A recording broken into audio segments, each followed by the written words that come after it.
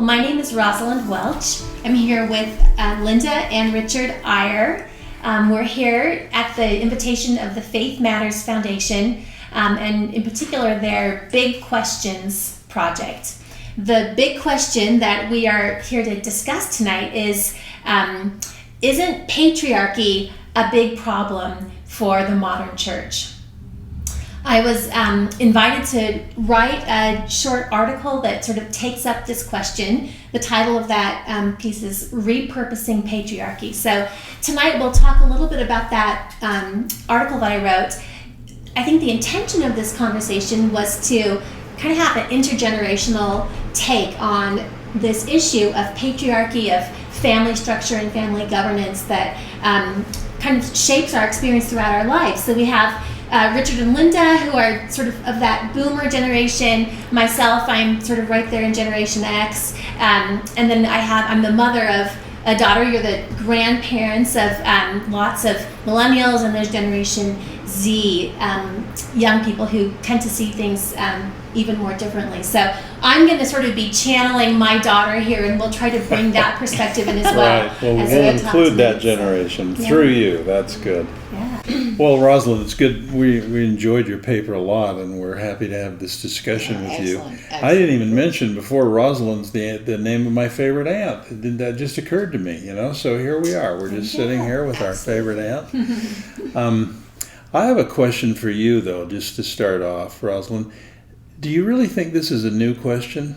I mean, the question of is patriarchy a problem for the church? Do you view that from your perspective as something of recent origin, or do you feel like that's always been a question? Yeah, I feel like it always has been a question. I think as every generation of young women matures in the church, I think there's a sense that we're experiencing these pains and these pricks for the first time. But when you go back and look at the history, right, really, it seems like every generation has to work through these questions. Certainly, at least in the modern church. One of the things that I talk about in my paper is sort of the early Latter-day Saints and the ways that they had to negotiate. They dealt with it. Polygamy, and they had to get creative in the same ways that women in the 1970s in Boston, where there was a kind of feminist awakening among Latter-day Saint women there, and then again, sort of in the early 2000s with the sort of advent of blogging and social media, there was another kind of upswell of these questions. So I don't think it's a new question. Good, because I mean, I've talked to some of our own kids who think it is kind of a new question. They're like, did you deal with that, Dad and Mom, And I was just thinking, you mentioned Boston. I remember 50 years ago sitting in a little fireside in a person's home, talking about the patriarchal order, and talking about, it was interesting because we had law students there, we had business students, we had others, and just trying to define the patriarchal order. That, some people see that as you trace your lineage through the patriarchs, and that's fine, but we had law students who were saying, yeah, but an order, it's a law, it's a way things are governed. Is the church really governed in a patriarchal way? And then someone said, no, because Hugh Nibley didn't like that word. He said it's a familial order. It's not a patriarchal order or a matriarchal order. That's the whole point. If you're a woman, you are not a perfectible entity. And if you're a man, you're not a perfectible entity. The perfectible entity is when you're joined together in the new and everlasting covenant. And so I remember, it's funny, I remember this clearly. It must have impressed me, the idea that we need to look to a third alternative way of thinking. It's not about matriarchy or patriarchy. It's about something that only we know, that there is this third thing, which is the yin and the yang or whatever. It is a combined thing, and it is a perfectible entity. And that is the familial order. And you've got to have both. And you wouldn't want a lot of duplication. You wouldn't want both of these two people who are joining into this oneness that can be eternally with God. You wouldn't want both of those two parts holding the priesthood and clashing in some way. There'd have to be some way of coming together that was synergistic spiritually. And so I've always thought that's the answer, but how do you present that to other people? And did it feel like that in the early church? And I loved what you said about, the women's exponent. I loved that when we lived in Boston. There was an exponent too, and so on, and I loved it. But they had to do some things to say how they felt and become who they were, and so on. And do you think that is now this pendulum's kind of swinging back again to that in modern day? And is that good? I think it's very good, because for a long time things were just, it seemed like as we were growing up, I never lived with obviously a patriarch that was commanding or anything like that, but I never had anybody in the church that I was offended by. We have always had fabulous words and men who held the priesthood in the right way and were so charitable and kind and understanding and so on, and I never felt like it was a power thing with the priesthood. But I think that pendulum swings back and forth all the time. Where do you think we are right now? Well, let me just say on that point, I think the pendulum thing to me, I grew up in the 50s as a little boy in the 50s watching Leave It to Beaver and Ozzie and Harriet, and the gender roles were so clear and so almost cookie cutter roles, and what a young woman would think in those days is, I want to grow up and be a mom and have kids. And clearly that was limiting. Clearly that was not entertaining other options and so on. But my question on the pendulum, it's a little different than yours. Has it now swung so far that a little girl today says, I want to work, I want to have a job, and I'm not even thinking about parenting or being a mom. In other words, it's like so many things, it's the two extremes that are problematic, and we want to get it back to the middle where we can think about both and creatively combine them, and where we can fight patriarchy, not in the church as much as in our own families. See, that's the paradigm I like to think about. We could go picket that we've got a male-dominated leadership church, but that's not going to change anything. The Lord will change that if and when He wants to. But what we do have stewardship over is our own families. And the real challenge is creating that synergistic oneness. It's even more than equality. It's synergy, where we creatively give up our independence joyfully in favor of interdependence. And I kind of think that's what the Lord wants us all to figure out. Not for the institution of the church, but for our own marriages and our own families. But anyway, back to how do you see that pendulum? Yeah, wow. We're just throwing out We've got a lot of pendulums going. Yeah, I mean, I think it is true that there definitely are these cycles, in the life of the church community, in particular with women. As we talked about, there are these cycles of kind of awakening and exploration, and then sometimes there have been periods of church discipline, which really then kind of puts a damper on that sort of feminist discussion, causes a lot of pain, unfortunately, and kind of oftentimes will throw us back into a really unfortunate kind of cycle of church leaders versus feminist activists. And there's a sense that it's a zero-sum game. And I always regret it when it looks like we're going back through that cycle again. But I feel like there is forward progress through that very painful cycle. I'm actually really grateful for feminist thinkers, even those who were disciplined by church leaders. I think they have taught us a lot, and I think they've now contributed in really positive ways to the discussion. There's a wonderful friend of mine, Maxine Hanks, who has returned to the church and brings with her gifts. She bears gifts from her time outside of it and has wonderful wisdom from her experiences.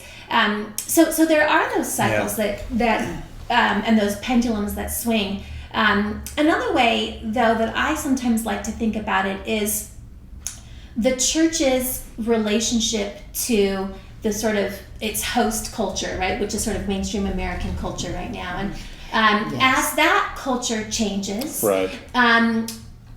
Then we change as well. Of course and I we think do, that's one way in which the young people of today really are facing something different than we did in the 90s and in the 70s. You know, these sort of 20-year cycles come and go. The context really has changed, and so I think I don't want to minimize. I think it can feel minimizing sometimes to these young women to say, we've been through this all and we figured it out. Why can't you just figure it out too? Yeah, right. It's different. It's different for no them. Question. And if we could just show them, if we could go back in time and give them the perspective we have and just drop in on a general conference and there's women on the stand and there's women speaking and there's women praying and it seems natural to us. It seems like, well, of course, but if they could see an era when that didn't happen, they would see this progress. Yeah. And I think they would, but my point again, I would hope they'd see it not only in the institutional church, but in individual families. And that's where I think it's most pronounced. Mm-hmm. I watch my sons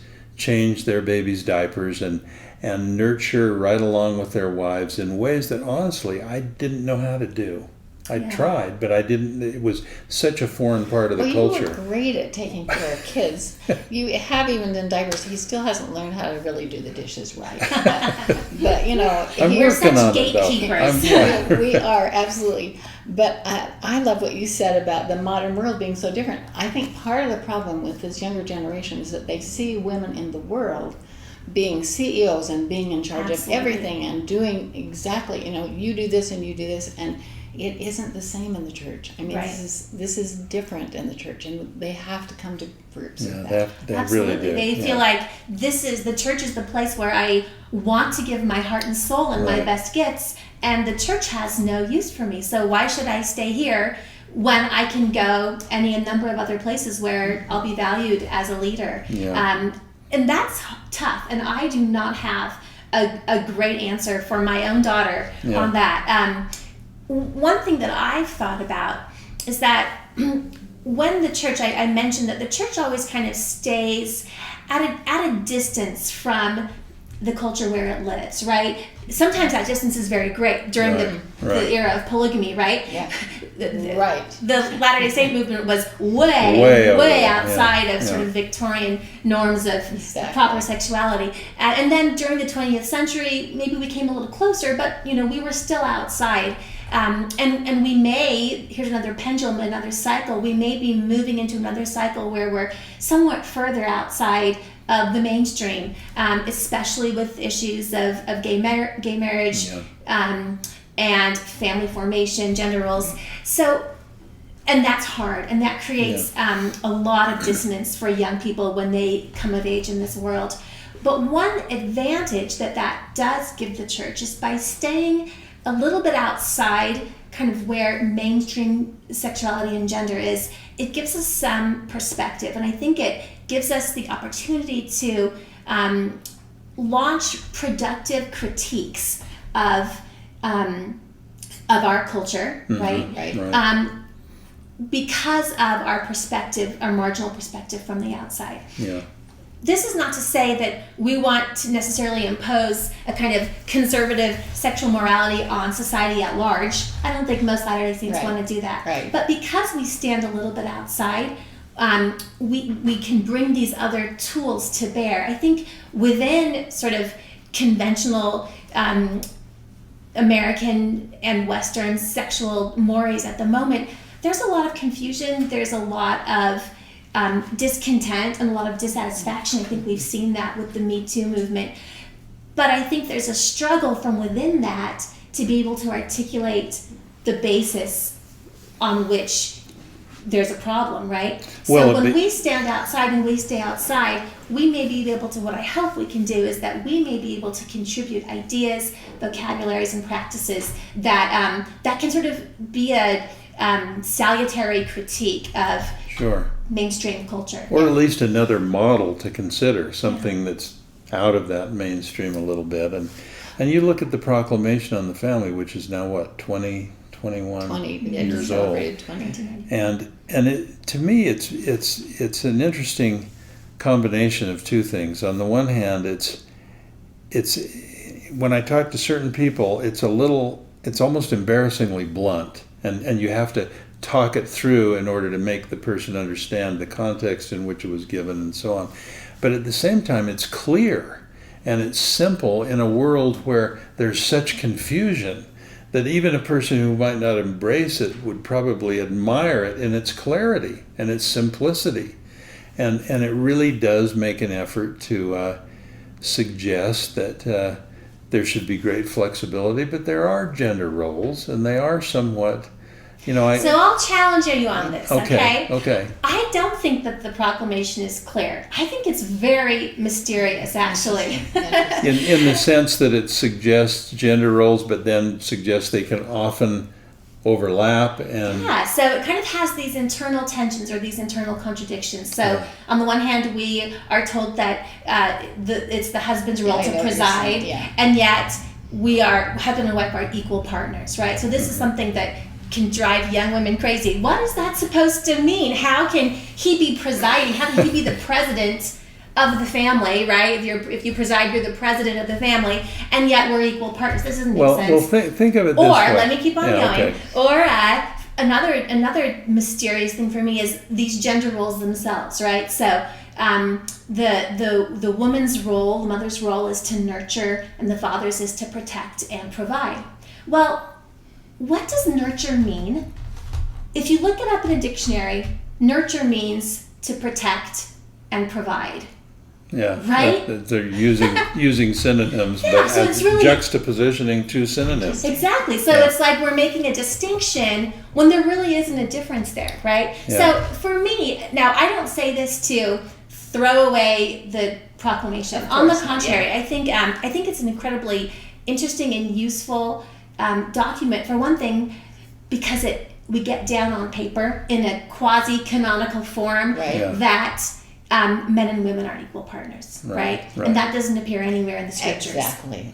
So for that reason alone, that would trump all the rest. I want to hang on to it. Yeah. But I think it's a difficult, tricky, and rather mysterious document, and I hope that our understanding of it grows over time. And I think that I think people see us that way, and we aren't necessarily that way. I mean, we did a TV show once with Phil Donahue, and we went on as a Mormon couple, and we were there with a Hasidic Jewish couple, and he said to me, "So how do you feel about this husband being, the head of everything, telling you everything to do?" And I'm like, wait a minute, we are total partners in everything. And the Hasidic Jew didn't have that problem. He was it was a little different. But I don't think the world views us like that. I mean, I feel like we are total partners. Maybe all women don't feel like that. And there are definitely some problems. There are some problems with patriarchy. Some men have not read Section 121 well enough. And interestingly, we had a very interesting experience with a young mother who's a Relief Society president just last week. And this is a long story, and I'll really shorten it, but her bishop suggested she sit on the stand representing the women. And for the very reason men do. You can look down, you can maybe make some observation about the women you're leading, and so on. So it got back to Salt Lake, and the word came back, and I don't know who, I don't think it went to the top, but the word came back that women should not sit on the stand unless they are speaking. So the bishop's solution for her was, well, we'll just have you give a little talk every week. I love that creative bishop. He was not going to let some rule get in the way of what he felt was then good. Last week, again, the whole bishopric was gone, so the elders quorum president was conducting in the church and the sacrament meeting, and he said, well, you better sit on the stand then. So she did, and it went back and came back again to Salt Lake, like, we should not do this.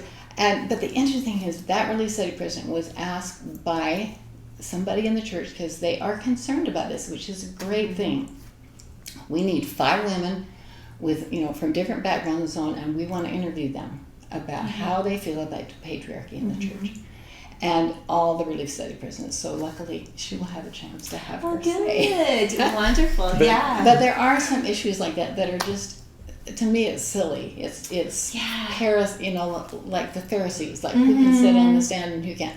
There are things like that we've got to work out. Well, what's so interesting about that story is that, it really does have symbolic value. He sits on the stand. And actually, that's the root of the word preside, right? The root of the word preside is to sit up front, right? Yeah. And so it matters from the point of view of authority, right? That if you sit up front, you're presiding. But it also matters so much from the point of view of the audience. It makes such a difference to young women when they see women on the stand, or to us watching General Conference when we see women on the stand.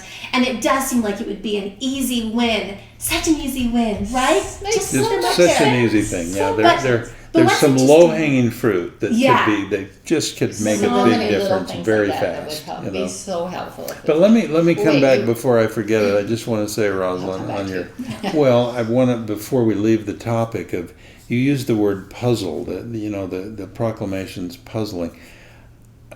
I don't know that I'm saying this just the way I want, but I think it's supposed to be. Yeah. I think. How can I say it? I think the Lord could clear all this up, but He never does. It's always a question of sorting it through and figuring it out. And I think there's a lot of clues, and sometimes we're asking the wrong question. We're saying, "Oh, I wish there were more women examples of this, or more men examples of this." What we really ought to be saying is, "I wish there were more examples of real synergy and of the forming of a perfectible entity." And there's a lot of clues. I mean, you mentioned in your paper, it's revolutionary to most Christians that we think of Eve as the hero. It's revolutionary to most Christians that we believe in the Heavenly Mother.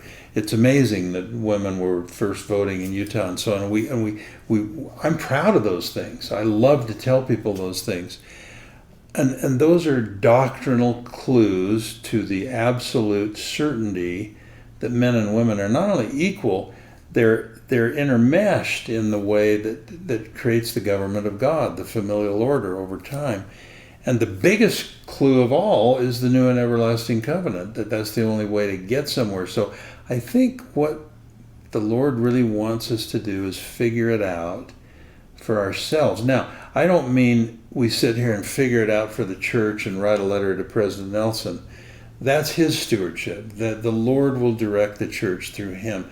But I think He wants, and I know there's a lot of singles listening today, and I'll get to that in a minute, but I think what He wants for married couples is to say, the church is the Lord's stewardship through the prophet. Our stewardship is our family. What's most important to us is that we create a creative equality that can lead to synergy, that can eventually lead to exaltation. And if we're working on that, that's a bigger deal than the church. I don't mean to say this in the wrong way, but the church is a temporary institution. Its purpose is to, I love President Lee's statement, I wish we'd quote it more, the church is mere scaffolding. Mm-hmm. Mere scaffolding. It's not only scaffolding, it's mere scaffolding with which we build eternal families. So I think it's dangerous to get so worried about how the church operates, or to wish for changes in administration. That's not the creative part of the church. That's not the ultimate goal. I'd almost leave that to the administrators. I know this is hard for young women, but if they could shift their paradigm and say, what matters to me is the institution I create as a home. I can do more by doing that than by wishing for changes over here. So I have two responses to that. The first one is that in a way that's true, but as a young woman, I hopefully will find a spouse within the church, and that young man has been shaped by the gender culture of the church. Mm-hmm. So it's not like I can wall off my family experience from church experience, because he's been raised in the church, seeing only men on the stand, seeing only male apostles and prophets. And so I don't think that we can divorce those two. At the same time, but by the way, do you think that's changing? Do you see that evolving? The reason it's on my mind is we went to a stake conference in a stake we were visiting the other day, and the wife of the stake president She's- spoke 3 times as long as he She did. spoke for 20 minutes. It was and really he got quite up and just wonderful. wrapped it up in Yeah. 2 minutes, and we all said, "Yay, that's Yeah. awesome." And we went to one the month before where a bishop and his wife stood at the pulpit together and gave a coordinated presentation. I don't think you'd have seen that a few years ago. I think there's... We should have, though, We because in should have. Doctrine and Covenants 25, the Lord Exactly. tells Emma Smith to exhort and expound Exactly. to the church. So Right. from the beginning, we've had, I mean, this is one way to think about Yeah. the question, is that was Joseph Smith's work unfinished? Was his work with women unfinished? Yeah. Was And it did cut he short? leave? Was it Yeah. cut short? Right. And was he taken before he was able to fully bring women into the role that he intended I for them love within that the thought. church? I've thought that often, and my tendency is to say yes. So, me too. The problem with that, though, is that it can leave young women in this sense of great tension. That every general conference, are we going to get more authority? Are things going to change? Or are things finally going to be equalized? Right? And that's a pretty hard place to be spiritually, because you feel dependent on the decisions and actions of the leadership of the church, right? And you can feel resentful because of that. So But doesn't it spring from the wrong paradigm? Isn't it a keeping score thing and a competition thing as opposed to the synergy thing? I mean, this may go badly, what I'm going to say now, but the only way I can think of to say it is, for shock valve, I would love to bear a baby. I would love to nurse a baby. I think a lot of men would. Maybe not for my whole life. I'd love to have that experience, though. Yeah. And Maybe only once. And I really felt like Linda while we were 9 times.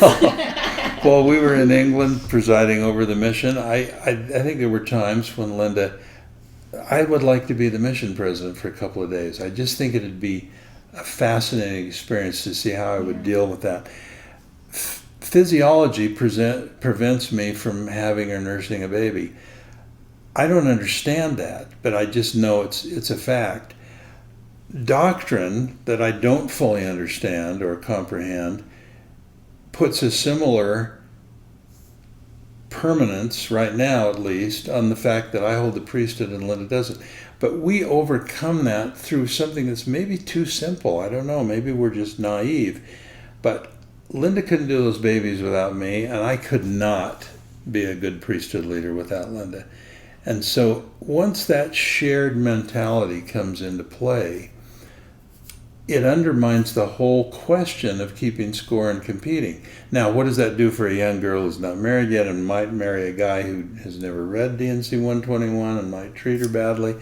Is it natural for her to blame that on the examples she's seen in the church? Yes, and I sympathize with her, and I wish we could do something to change that. And let me jump in there. It's not simply a matter of a bad egg here or there, right? Certainly there are abusive men who do take advantage of the patriarchal structure of the church to predatorily abuse. And authoritarian bishops. Yeah, absolutely. Right. Fortunately, those are pretty few and far between. But it's not only that. It's even really good men, right? Really good, well-intentioned young boys who, because this is an argument that I try to make in the piece, because the church structure is weighted towards male experience, I think we're always going to have to be doing extra work to adequately value female agency. Now, I think we can do it. I think we can do it too. But it takes a lot of work, and it takes constant intentionality on the part of leaders. There are some things that only male leaders can do in that regard, but also with us as well.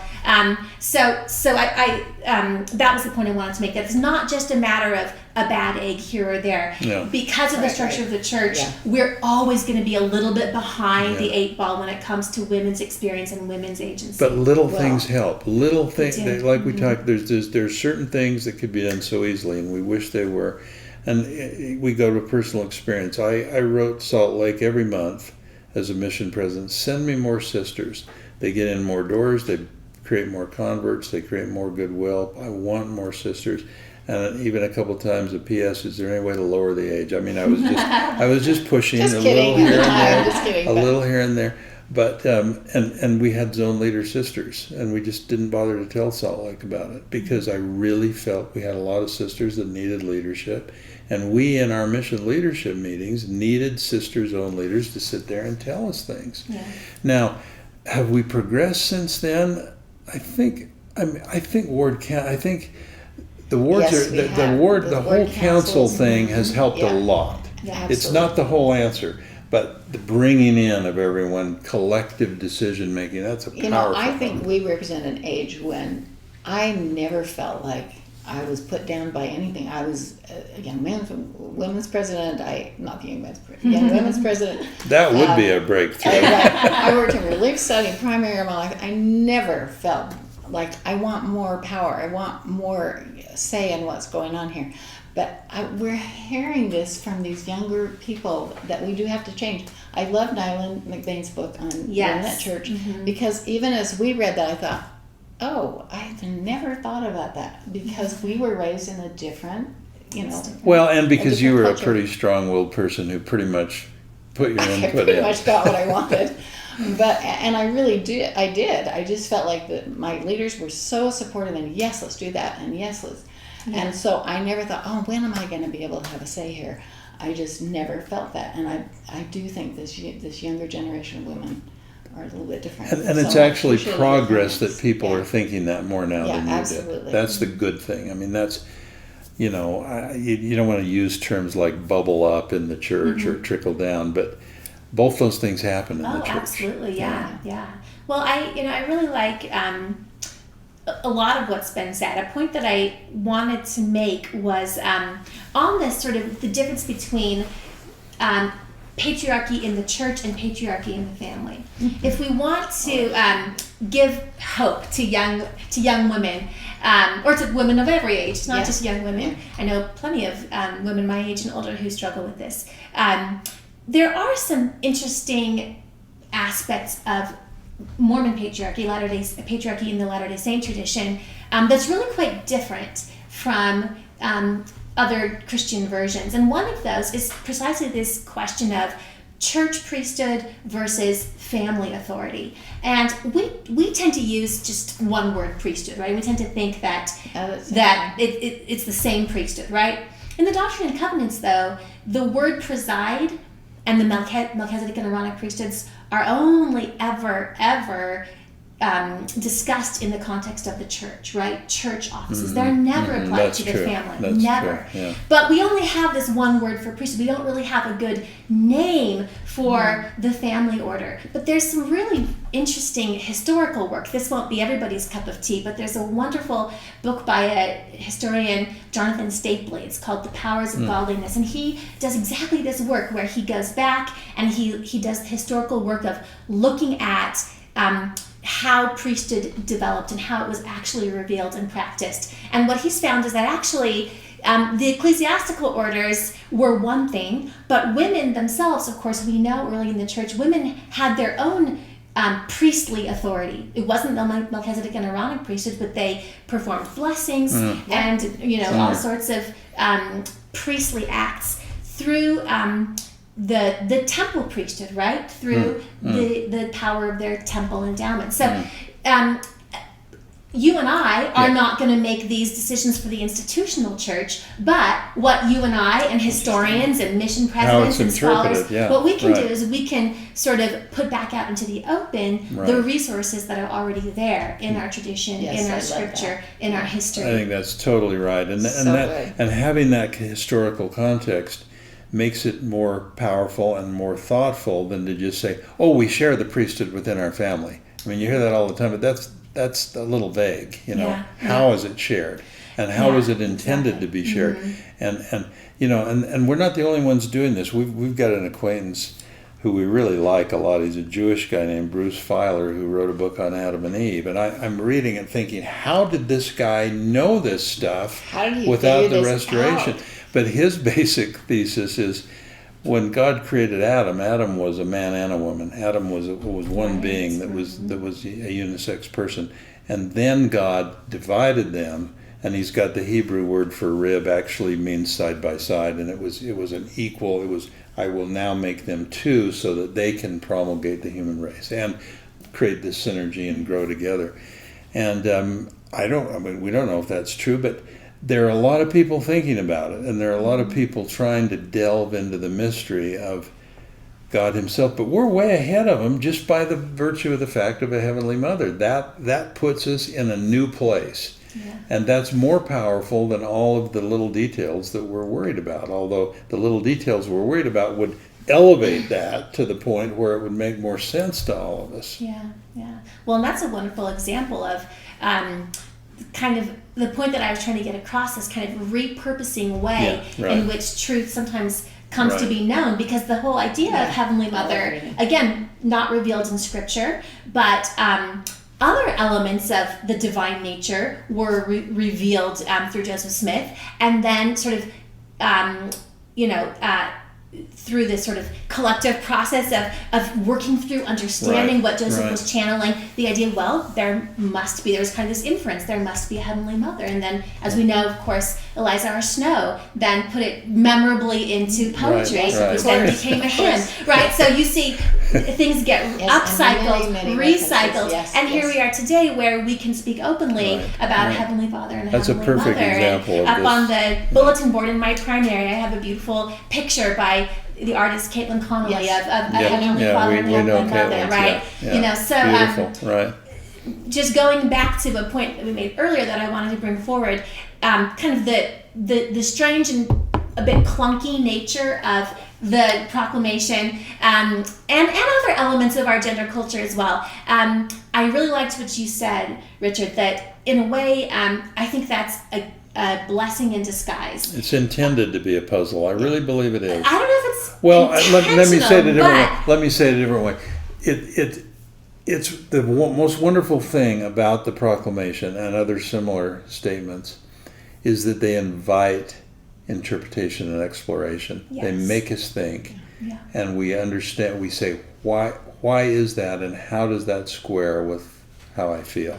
And by providing us with the variety of materials that sometimes don't seem to go together very well, that actually gives us more variety in the kind of repurposing and individual family improvisation, or whether it be an award as we try to come up with solutions for integrating our young women and making women more visible. When we have a sort of hodgepodge of materials, just like a child at play in a playroom, we can find more materials, we can be more creative, and we can find these solutions. And the nice thing about it is, I love your word repurposing, because I think we're, as a church, thanks to our prophet, we're going back to the fact that it all comes through personal revelation. I mean, President Nelson has his job to do the whole church, and our job is to get this information straight from heaven. And I think that's becoming more and more of, wait, I have a conduit myself, and I can figure this out. It's an invitation to figure it out for yourself, and to repurpose, and to find ways to make congruent your feelings and what's happened before and what is happening now. And we're supposed to figure that out, and for ourselves. And the tragedy is when people bail on the church, having never really tried to figure it out, other than saying, well, somebody show me something different, this is what I'm seeing, and they're gone. And they never have that creative energy that you showed in writing this paper of saying, look, let's start with what we've got and what we don't have, and let's see how we can, create a third alternative. Well, I totally agree that it's such a loss for the vitality of our culture and our wards when we lose all young people, especially women. So let's make it easier for them to stay. Let's be really careful. Let's not be doctrinaire over the pulpit. It's hard to sit in a sacrament meeting and hear over the pulpit all the ways in which your personal situation is wrong, you know. Yeah. Luckily, Right. I think we've moved past, my experience is that we've moved past a lot of the wars around working moms, Yeah. which were so painful Yeah. for a long Yeah. time. Yeah. But there are still a lot of other pain points. And I think for those of us, and I'm with you in that my experience as a woman and as a mother in the church has been pretty easy. And I'm not one who's experienced a lot of heartache or soul searching.